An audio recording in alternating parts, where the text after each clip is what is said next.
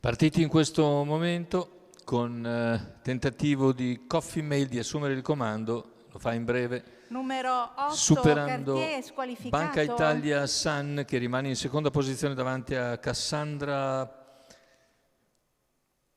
Rock, mentre c'è stata una prima squalifica. Intanto i primi 215 con la progressione esterna da parte di Caray Cruz.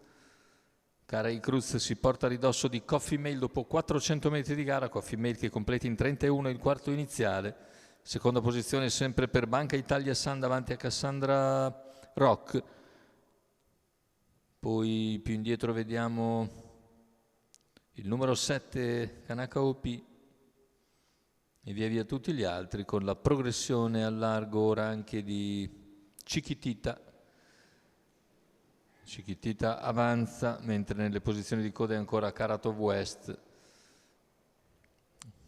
All'esterno quindi Caray Cruz si trascina Chiquitita, ma davanti c'è sempre Coffee Mail che ha completato in 1,4 scarsi i primi 800 metri di gara, in schiena Banca Italia San e quindi Cassandra Rock, numero chilometro in 1,15 netto.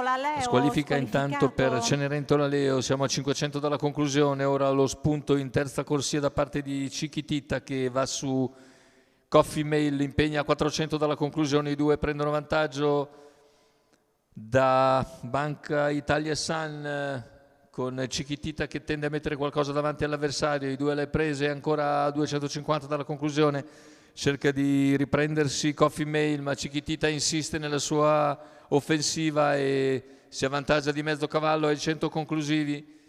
In vantaggio Chiquitita nel finale.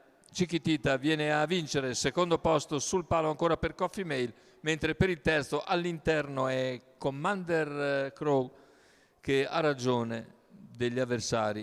1,15,4 il ragguaglio conclusivo, la vittoria per il numero 9 Chiquitita che Manuel Pistone ha interpretato in luogo di Marco Volpato. Successo netto sul traguardo per Chiquitita, Manuel Pistone.